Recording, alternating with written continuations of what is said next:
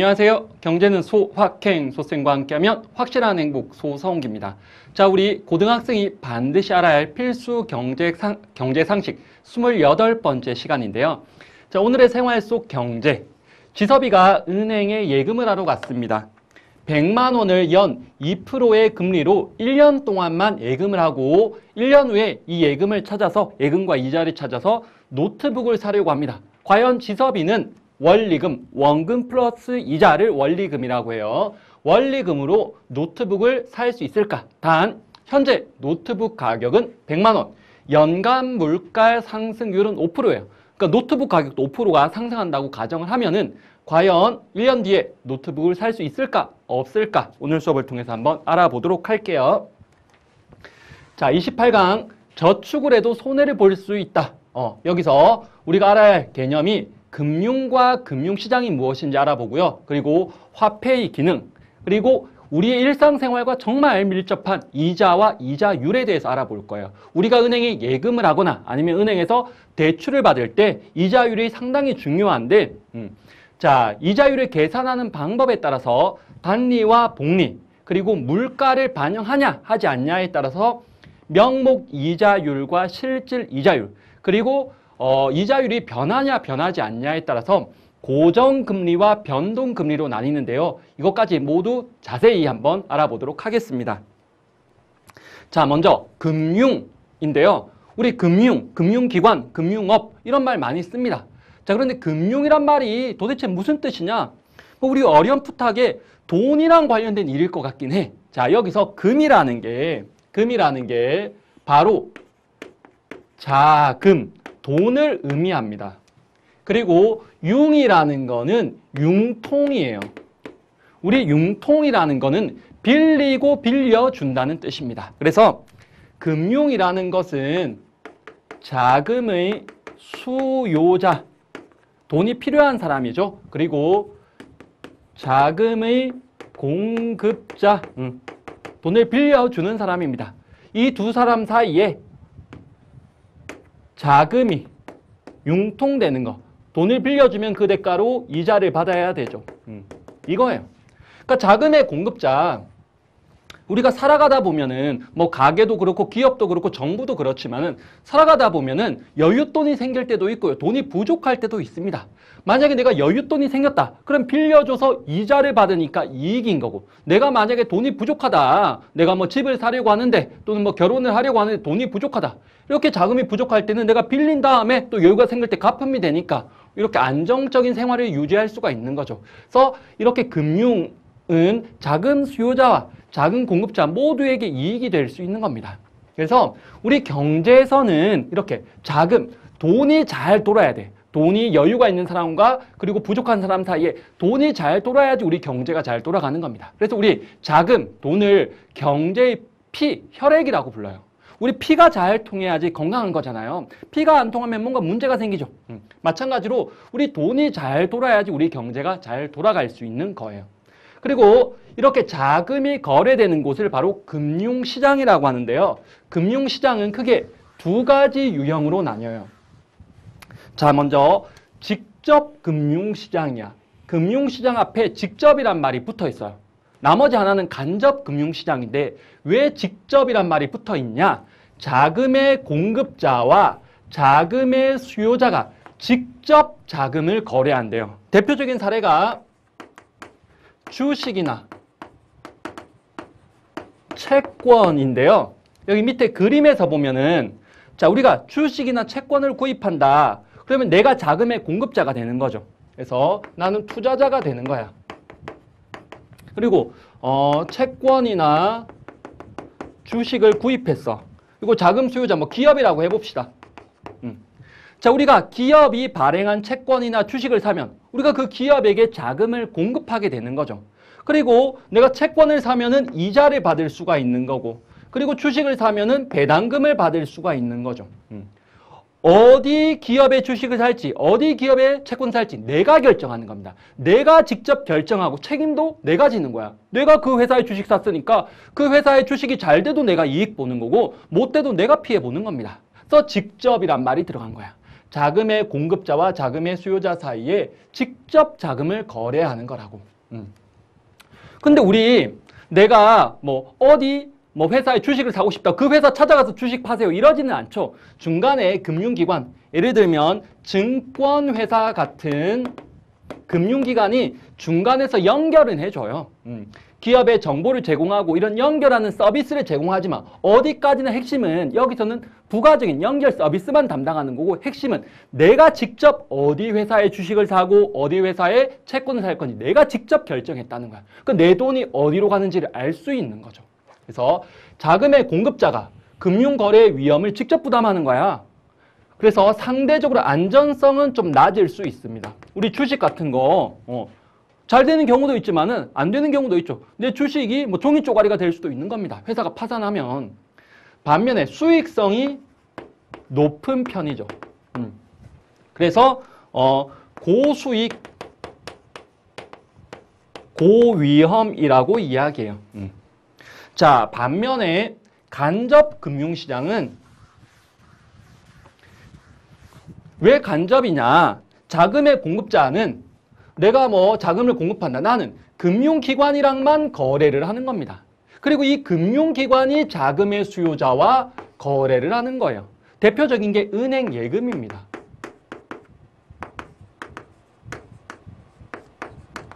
자, 우리가 은행을 예금한다. 그럼 우리가 예금자가 되는 거죠. 예금주가 되고요. 그리고 은행이랑 거래를 한다.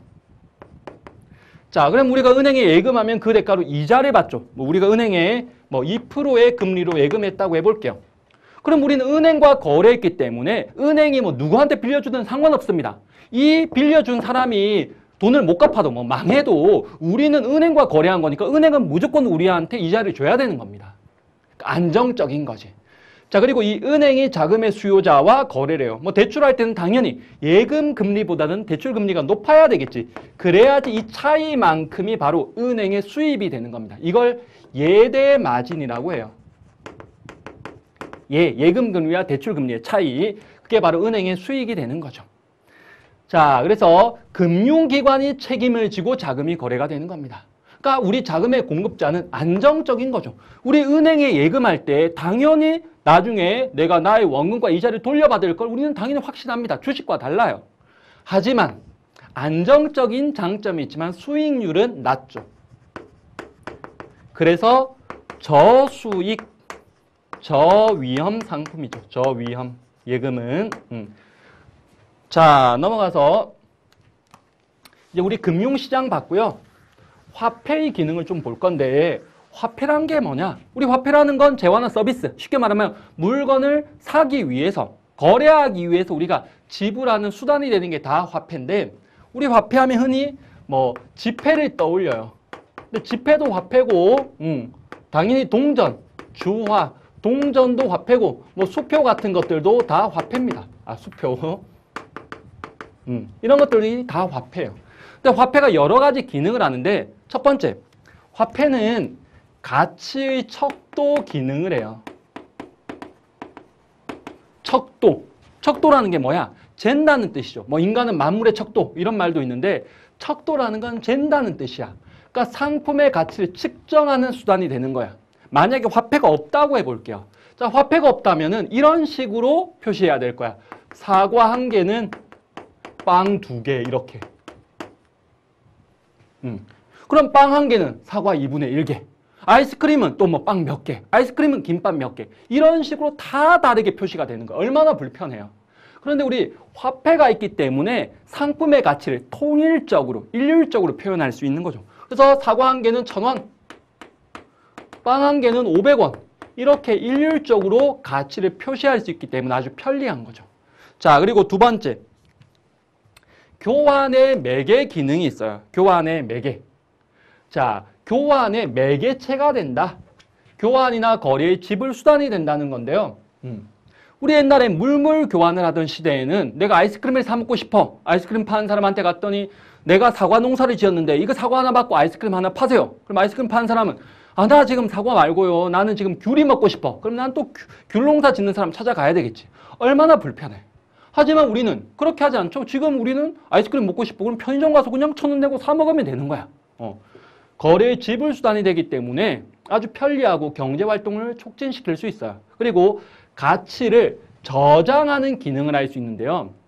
내가 사과 농사를 지었다. 근데 사과를 내가 1년 동안 그냥 창고에다 박아놔. 저온 창고도 아니고 그냥 창고에다. 그럼 다 썩어서 없어질 거야.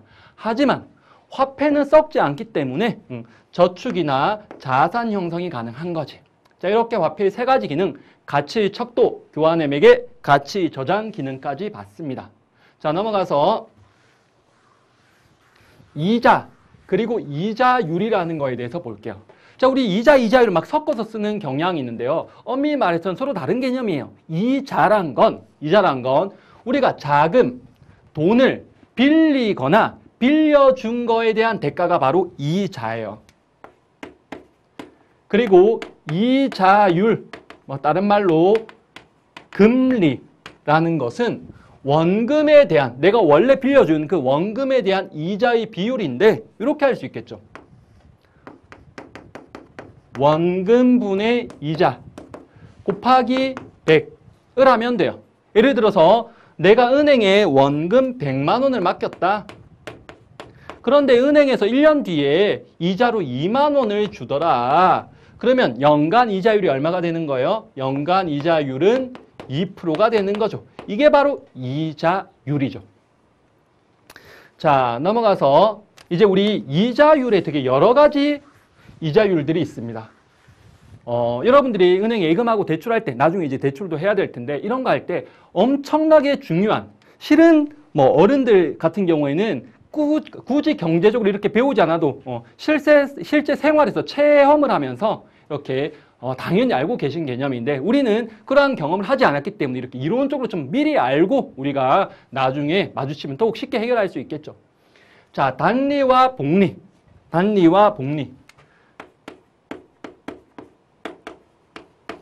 단리라는 거는 원금에 대해서만 이자를 계산하는 거야. 그러니까 원금에만 이자가 붙어 나가는 겁니다. 올해도 원금에 대해서만, 내년에도 원금에 대해서만, 그 다음에도 원금에 대해서만. 반면에 복리는 원금에 대해서 이자가 붙어. 그리고 이 발생한 이자에 대해서 또다시 이자가 붙어요. 그러니까 비유를 하자면은 단리라는 거는 어미 닭이 달걀을 낳는 거야. 어미 닭이 오늘 달걀 하나 낳았어. 그 다음에 내일도 달걀 하나 낳았어. 그 다음에도 달걀 하나 낳았어. 이렇게 계속 가는 거고, 복리라는 건 자, 어미 닭이 달걀을 낳았어. 내일도 또 낳아. 여기에 그 달걀이 부화해서 또 달걀을 낳는 거야. 달걀이 부화해서 닭이 돼서 달걀을, 또 그 달걀이 또 부화해서 달걀을, 이렇게 꼬리에 꼬리를 물고 이자가 계속 붙는 게 바로 복리예요. 그래서 우리가 그냥 상식적으로 봐도 똑같이 3%의 이자율이다. 그럼 당연히 복리가 유리한 거죠. 이자가 또 붙으니까. 자, 구체적으로 한번 보도록 할게요. 자, 원금 1,000만 원을 연 10%의 금리로, 요즘에 이렇게 주는 데는 없지만은 계산을 쉽게 하기 위해서 10%의 금리로 3년 만기 정기 예금을 했어요. 자, 여러분, 정기 예금이란 건 일단 기간이 정해져 있다는 겁니다. 3년 만기니까 3년 동안 내가 예금을 하기로 기간이 정해져 있는 거야. 중간에 깨트리면 이자율이 확 떨어져요. 그리고 정기 예금이라는 건 내가 최초로 돈 넣어두고 중간에 추가로 넣는 거 아닙니다. 그냥 처음에 한번 넣어두고 끝이야. 그리고 3년이 지나서 나의 원금과 이자, 원리금을 받는 거예요. 자, 단위가 10,000원이고, 자, 그러면 단리와 복리로 했을 때 이자가 어떻게 되는지 한번 볼게요. 자, 근데 우리가 3년이라 그랬는데 1년 쪼개서 볼 겁니다. 자, 처음에 1,000만 원을 넣었어. 근데 1년에 10%야. 그럼 이자가 1,000만 원에 10%니까 얼마? 100만 원이 붙는 거죠. 그러면 1년 뒤에 원금과 이자를 합한 원리금은 얼마가 된다? 1,100만 원이 되는 겁니다. 그리고 2년 후에 역시 원금은 1,000만 원이야. 이 원금에 대해서만 계속 이자가 붙는 거거든. 100만 원. 그럼 보세요. 내가 1년 후에 받게 되는 원리금 1,100만 원에 또다시 1년 후에 100만 원이 붙었으니까 2년 후에 원리금은 1,200만 원이 되는 겁니다. 그리고 3년 후에 나의 원금은 변함이 없어. 단리에서는 계속 그냥 1,000만 원인 거야. 자, 여기에 또 10%니까 이자 100만 원 하면은 3년 후에 내가 받게 되는 원리금은 1,300만 원이 되죠. 그러니까 3년 후에 내가 받게 되는 원리금이 1,300만 원이다. 그러니까 1,000만 원의 원금에 이자가 300만 원이 붙은 거예요. 자, 그 다음에 복리를 보면은, 자, 복리 1년 후에 원금 1,000만 원. 그리고 이자 1,000만 원의 10%니까 100만 원. 그럼 1년 후에 원리금은 1,100만 원이 되는 겁니다. 그러니까 단리나 복리나 이자율이 똑같다면은 1년 후에 받게 되는 건 똑같아요. 자, 2년 후에 볼게. 이제는 복리는 원금만이 아니라 이자에 대해서 또다시 이자가 붙는다 그랬지. 그러니까 총 1,100만 원을 원금으로 보면 되는 거야. 여기에 대해서 10%가 붙는 거라고. 1,100만 원의 10%니까 110만 원이죠. 자, 그러면 얼마가 되죠?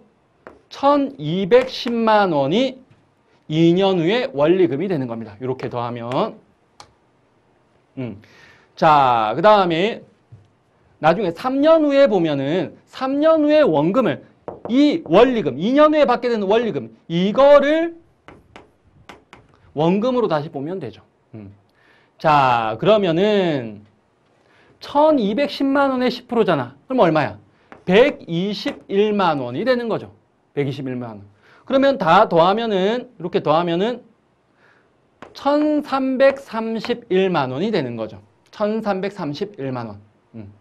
여기서도 이렇게 하는 것보다는 여기 원금에 이자가 더해져서 1,210만 원, 여기도 1,210만 원에 121만 원 더해서 1,331만 원. 이렇게 설명하는 게 더 낫겠네요.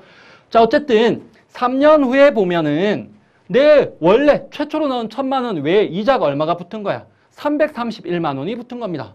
그러니까 똑같이 10%지만 여기는 이자가 300만 원이고 여기는 331만 원이 되는 거죠. 그러니까 당연히 똑같은 이자율이라면 복리가 더 낫다라는 겁니다.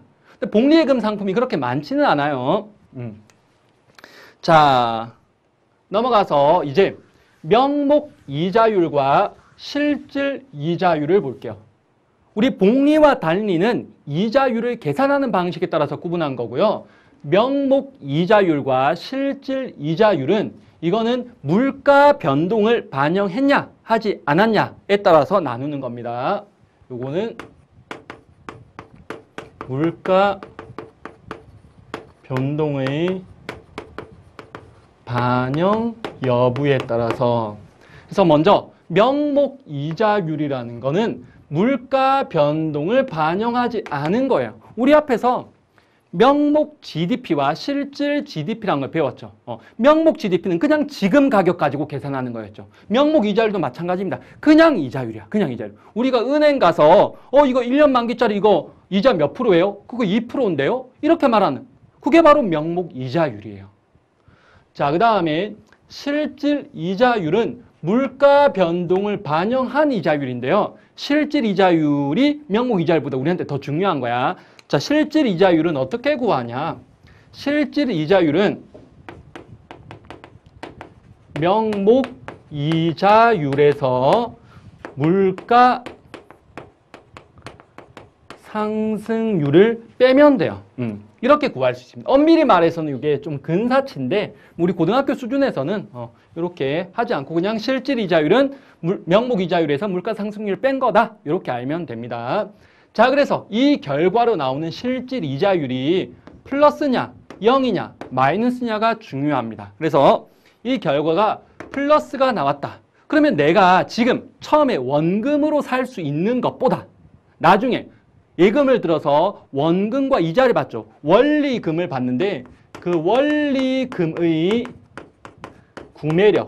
구매력이라는 건 그 돈 가지고 물건을 얼마나 살 수 있냐는 건데요. 원리금의 구매력이 상승해요. 그러니까 내가 원금 가지고 살 수 있었던 물건보다는 내가 원리금으로 살 수 있는 그 물건이 더 많아진다는 뜻입니다.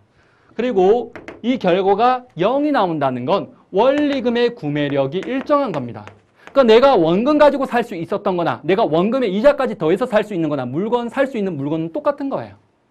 그리고 마지막으로 마이너스가 나왔다. 그러면 원리금의 구매력이 하락하는 거야. 무슨 소리냐면 내가 원금으로 예금 안 들고 지금 그냥 살 수 있는 이 물건의 개수보다 내가 예금을 들어서 원금과 이자를 받았는데 이전에 살 수 있었던 것보다 내가 물건을 더 못 산다는 뜻이에요. 이런 일도 일어날 수 있어요. 그래서 우리 이번 강의 제목이 바로 저축을 해도 손해를 볼 수 있다 라는 거야. 왜? 실질 이자율이 마이너스일 경우에 그런 일이 일어날 수 있다는 겁니다.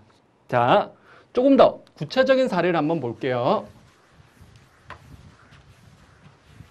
자, 보면은 실질 이자율과 구매력 100만 원을 연 이자율 2%로 예금할 때 자, 보면은 우리가 예금을 합니다. 예금을 100만 원을 해요. 100만 원을 예금한다. 그럼 1년 후에 연 2%니까 1년 후에 내가 원금과 이자를 합해서 원리금으로 총 102만 원을 받게 되는 겁니다. 원리금으로. 자, 그리고 내가 노트북을 사려고 해요. 노트북 지금 가격이 100만 원이야. 근데 1년 후에 물가 상승률이 몇 프로냐에 따라서 여기 있는 거대로 물가 상승률이 1%다. 그리고 물가 상승률이 5%다. 그리고 2%다에 따라서 자, 노트북도 이 물가 상승률대로 가격이 올라간다고 하면은 노트북이 지금은 100만 원이지만 1년 뒤에는 얼마가 돼? 1%면은 101만 원이 되는 거고 5%면은 105만 원이 되는 거고 2%면은 102만 원이 되는 거예요. 자, 그러면 여기 봅시다. 물가 상승률이 1%일 경우에 실질 이자율은 우리 명목 이자율, 은행에서 주는 이자율, 이게 바로 명목 이자율이죠. 여기서 물가 상승률을 빼면 실질 이자율이 얼마야? 1%죠. 실질 이자율이 플러스지. 그럼 원리금의 구매력이 상승해요. 무슨 소리냐? 이 사례에서 보면은 내가 예전에는 내 원금을 가지고 노트북 사면 끝입니다. 남는 거 없어요. 그런데 이제는 원리금이 102만 원이니까 노트북 101만 원짜리 사고서도 만 원이 남는 거야. 그럼 만 원 가지고 다른 걸 또 살 수 있는 거지. 원리금의 구매력이 높아지는 거라고.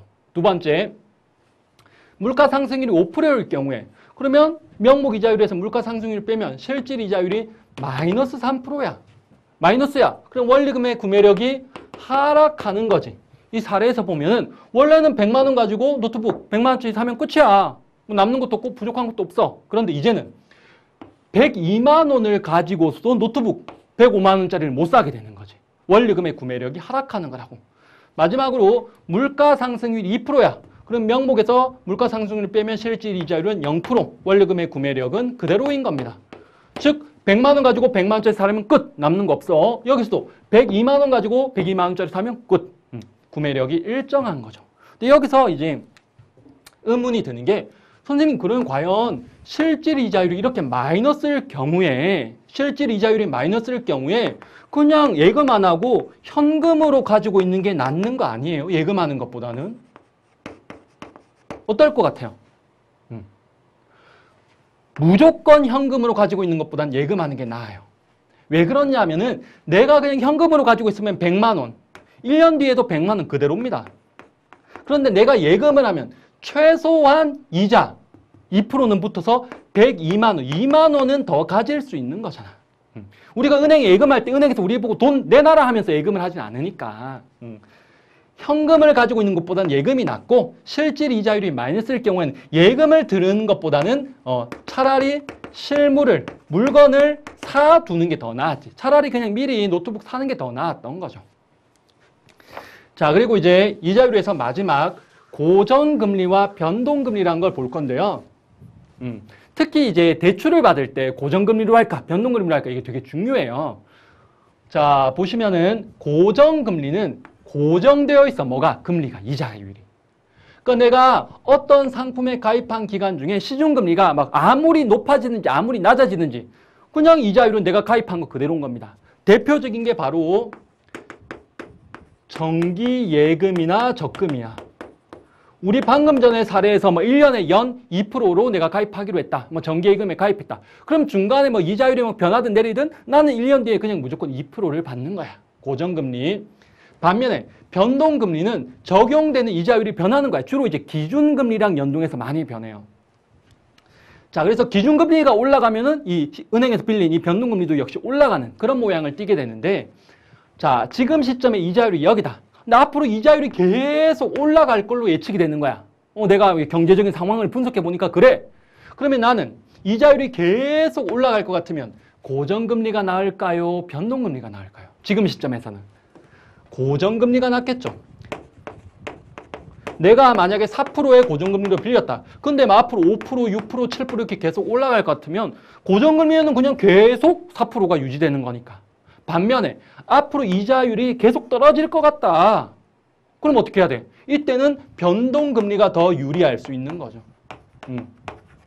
이자율이 뭐 3%, 2% 떨어지면 내가 적용받는 이자율도 3%, 2%로 떨어지는 거니까. 변동금리면은.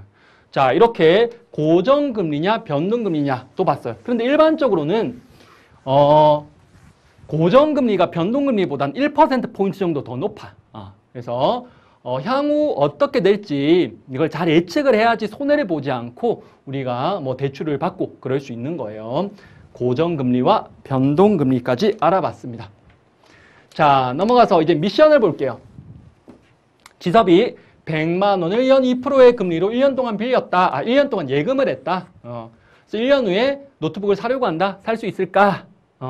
보면은 명목 이자율 2%, 물가 상승률 5%, 실질 이자율이 마이너스 3%죠. 원리금의 구매력은 하락하는 겁니다. 그래서 예전에는 100만 원 가지고 100만 원짜리 노트북 그냥 살 수 있었지만 이제는 102만 원을 원리금으로 받아도 노트북이 105만 원이 되는 거니까 노트북을 살 수 없게 되는 겁니다. 우리가 은행 예금할 때 진짜 중요한 거는 은행에서 이거 뭐 2%예요, 3%예요. 그것도 중요한데 그것보다 앞으로 물가 상승률이 얼마가 될까? 그걸 잘 따져서 실질 이자율이 플러스가 나와야지 예금을 하는 게 합리적인 선택이라는 겁니다. 자, 이렇게 우리 모든 내용 다 봤고요. 자, 다음 시간에는 복권 당첨금은 무슨 소득일까로 만나도록 하겠습니다. 여러분들 모두 수고하셨습니다.